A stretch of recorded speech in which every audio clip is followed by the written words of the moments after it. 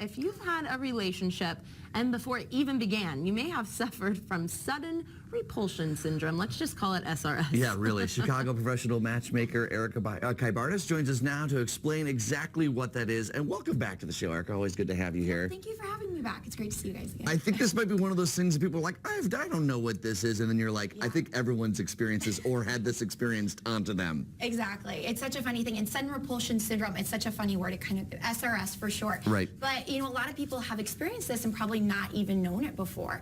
And SRS really happens after that honeymoon phase in a relationship. Right. So after that, then you start noticing maybe an adorable little quirk you liked at first all of a sudden turns and you're completely turned off by them. It's annoying the heck out of you. Quickly turned off. Quickly, yeah, it happens so quickly. Even in a matter of minutes, you can be sitting there and all of a sudden be completely repulsed by that person because something they're doing, a little habit. Right. So SRS is really a stop sign to a relationship. Almost like SOS, get me out of here. Right.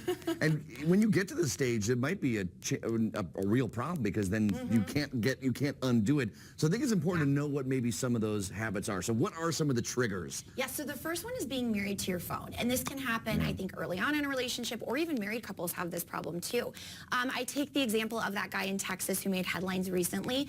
He actually sued his date for texting during the movie. I'm sure you've heard about this. But basically, she was texting during the movie, and he asked her to go outside to text, and she left him, so he sued him for the movie ticket. But, you know, in a broader sense, it's funny, but in a broader sense, if you're constantly on your phone the whole time, you're distracting from that person you're with. So it's going to seem like that whatever you're looking at is more interesting than the person you're with. Yeah, the phone one's definitely a thing. Yeah. And it's something that we're all doing these days. So that's We're something. all guilty. Yeah, so remember to put those phones away. Okay, what's another one? I know, go ahead. Oh, well, never having an opinion. Yes. So that is huge, and it might seem like a really good idea at first, you know, somebody who's going to agree with you all the time. That might seem like a good idea, but in reality, it's actually a huge turnoff. Who wants someone who's never going to have a sense of self? And they might seem like they're a great listener at first, and they're agreeing with everything. Sounds great in theory, but it actually could be quite boring, and it's a huge turnoff. Oh, for sure. And that's the thing. I think people love a little engagement back and forth. And like you said, a lot of these things, they happen after the honeymoon stage because you're going to give most people the benefit of that doubt for those first maybe month or two. But man, this stuff can happen quickly. And so it's also like quirky habits too, like little things that maybe seem cute at first. Yes. And then it's just like, oh my gosh, what was that? It is, and we all do it, and we all have these. But let's be honest, when you're dating, everyone gets a little nervous. You might have a nervous tick or habit that you do that's going to turn really annoying and distracting to the other person. You know, it could be playing with your hair. I'm a huge hand talker. This could be annoying to someone. Actually, one of my clients at It's Just Lunch, she actually was telling me about her relationship with someone she's dating through us, and she said, things are going great, but Erika, he has the loudest sneezes in the world, and it's driving me crazy. So you have to fixate on it because it's all you think about in these relationships once it starts. This sounds like an episode of Seinfeld. You know, like how he's like, oh, she's got man hands. Exactly. She eats her peas the wrong way. You know, it's like the littlest things. So we never knew that was the term that Seinfeld goes through. It's SRS. SRS, that's what you do. And I think we've been through, did we go through the honeymoon stage? Me and you? Yeah, I no. think you had We're some past that. SRS. We are already... I think Friday got to you, or my hump day. Right. No, but so one that always bothers me, because there's a broad spectrum, and I imagine it depends on who you are. It's everyone. But you know what, at first I thought was fine and cute, but really bothered me about someone, it's not being able to make a decision, not necessarily an opinion, but like, what do you want to do?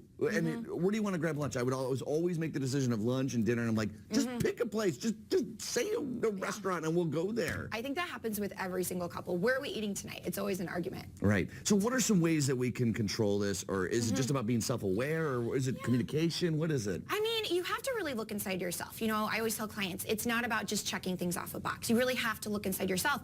If you're going on dates and you're noticing that you're getting triggered by SRS and you're noticing these things, are you sabotaging yourself on these dates? Right. And so you have to think about that. you.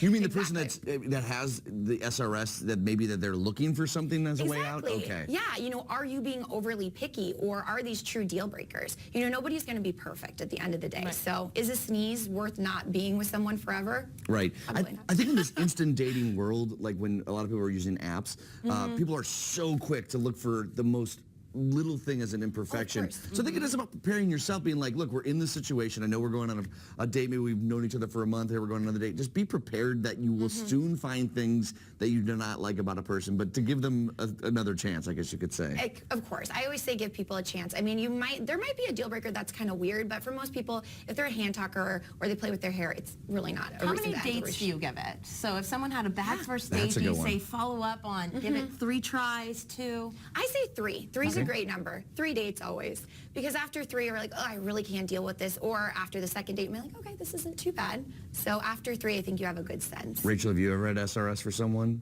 Like, was there a deal breaker that someone did something and you're like, whoa, that's nope, Yes, my first boyfriend, but it was because I was scared and in high school. But I ditched the date and went into the restroom and called one of my girlfriends and just avoided him completely. What did My he mom do? goes, She said, make it to date 3. She said that. And then I eventually started liking it. What But did he do? Why'd you go in the It bathroom? just bugged me. Okay. You know, it was like kudos or You're not cooties dating him or- anymore, right? Sometimes you No, can't we- pinpoint it. High school.